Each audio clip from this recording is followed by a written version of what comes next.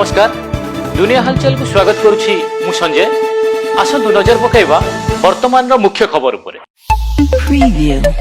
बलांगीर जिला देवगां थाना बगड़ा गाँ हाईस्कूल निकट बिलरू मुंड विहीन मृतदेह उद्धार घटना रे पुलिस दुई जन अभियुक्त बगड़ा गाँव शत्रुघ्न साहू और गणेश साहू को काबू करी कटा मुंड उद्धार करिछि। सेमाने गुणी गारेडी पई मृत संतोष को बलि देइथिबा जणा पड़िता बेले पुलिस उभयं को अटक रखी तदंत जारी रखिछि। प्रबल वर्षा और विभिन्न नदीर जलस्तर वृद्धि जोगु बन्या परिस्थिति सृष्टि होइतिबा अंचल बालेश्वर भद्रक जाजपुर और केन्द्रापड़ा जिला को तुरंत अतिरिक्त रिलीफ चाउल जोगाइबाकू निर्देश देइचंती स्वतंत्र relief commissioner Rajesh Prabhakar Patil. Vigilance जाल कुजंग मेडिकल बीपीएम मनोज नायक से जड़े आशा दीदी 20,000 टंका लांच नेउता बेले विजिलेंस स्वतंत्र टीम हाथ में गिरफ होइचंती। लगाण वर्षा पर भद्रक जिले में बन्या स्थिति जारी रही बेले विपद संकेत तले प्रभावित होउछि बैतरणी और सालंदी नदीर जलस्तर फल जिलापाल निर्देश में भद्रक तीड़ी धामनगर और चांदबाली ब्लॉक मोट 205 स्कूल और 265 अंगनवाड़ी केन्द्र को बंद रखा जाइछि। नयागढ़ जिला भापुर अंचल संपर्कीय भाउजों नग्न वीडियो फेसबुक रे भाइराल करी दियर गिरफ।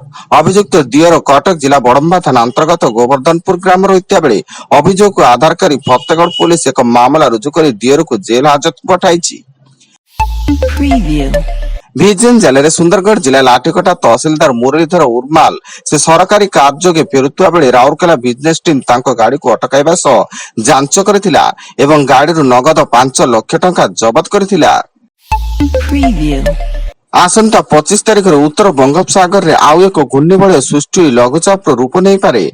यार प्रभाव रे ओडिशार विभिन्न स्थान प्रबल अति प्रबल वर्षा एवं पूर्व और उत्तर पूर्व भारतर विभिन्न स्थान विस्तृत अंचल में भारी वर्षा होई पारे बोली भारतीय पाणीपाग विभाग पूर्वानुमान करिछि। गंजाम जिला हिंजिली थाना खंडरा छकरे बाइक आरोही को धारु अस्त्र आक्रमण करी फेरार मारिबा घटना रे पुलिस दुई जन को गिरफ करी कोर्ट चालाण करिछि। सेमाने ले खंडरा ग्राम नुआसाईर शंकरशरण पाड़ी और हिंजिली काटू बापूजी नगर बलिया दास।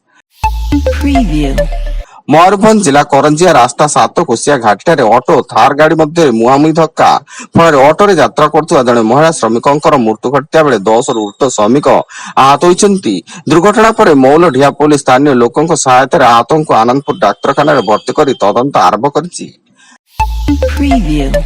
जयपुर टाउन थाना पुलिस चोरी मामला रे 8 जन को गिरफ करी कोर्ट चालाण करथिया बेले सेमानक निकट प्राय 10 लाख टंकार सुना रूपा अलंकार और इलेक्ट्रोनिक सामग्री घर उपकरण और दादाबटी आदि रे व्यवहृत अस्त्र जबत करिछि। अभियुक्त माने हेले आकाश हरिजन, भगवान खोरा, देवा नायक, टी संतोष, गणेश बेत्सा, चंदन बड़े, अजय नायक और प्रवीण नायक।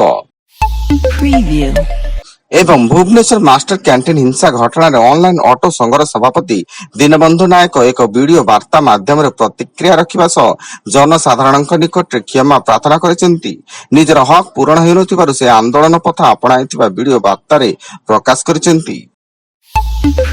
वर्तमान पई एतिकी अधिक न्यूज अपडेट्स पई विजिट करंतु आम वेबसाइट www.duniyahalchal.in। धन्यवाद।